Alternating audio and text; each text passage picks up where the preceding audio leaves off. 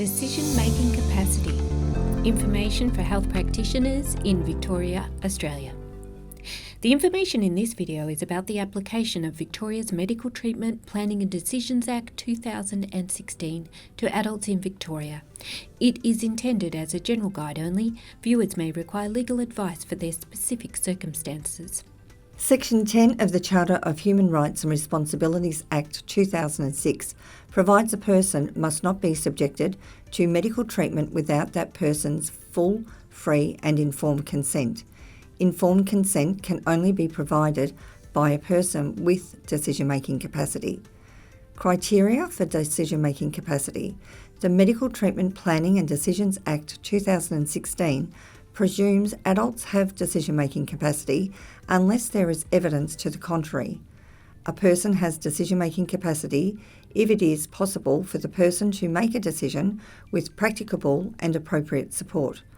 Under the Medical Treatment Planning and Decisions Act 2016, a person has decision-making capacity under the Act if they are able to understand the information relevant to the decision and the effect of the decision, retain that information to the extent necessary to make the decision, use or weigh that information as part of the process of making the decision, and communicate the decision and their views and needs as to the decision in some way, including by speech, gestures or other means.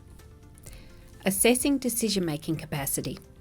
In determining whether a person has decision-making capacity, the following 3 points must be considered. 1. They may have capacity to make some decisions and not others. 2.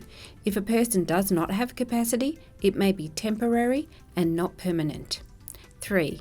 It should not be assumed that a person does not have capacity on the basis of the person's appearance or because the person makes a decision that is unwise in the opinion of others. A person assessing decision-making capacity must take reasonable steps to conduct the assessment at a time and in an environment in which the person's decision-making capacity can be most accurately assessed. If the person is likely to recover decision-making capacity for the decision within a reasonable time, the health practitioner should wait for the person to be able to make the decision, unless a further delay would result in a significant deterioration of their condition. Section 50 of the Medical Treatment Planning and Decisions Act 2016 requires a health practitioner to make reasonable efforts in the circumstances to ascertain if the person has either or both an advanced care directive or a medical treatment decision maker before they administer medical treatment to a person who does not have decision-making capacity. Refusing treatment. A person with decision-making capacity may refuse any medical treatment, including emergency treatment, but the health practitioner would need assurance that the person understood the consequences of the refusal decision.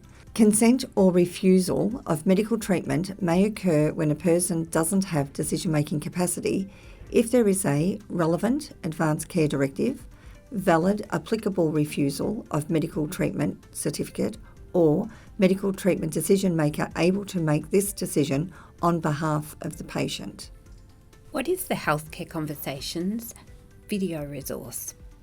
It's a short video with tips for health practitioners for effective communication with people with disability to promote people's decision-making rights. The Office of the Public Advocate expressly disclaims any liability howsoever caused to any person in respect of any action taken in reliance on the contents of this video. February 2025.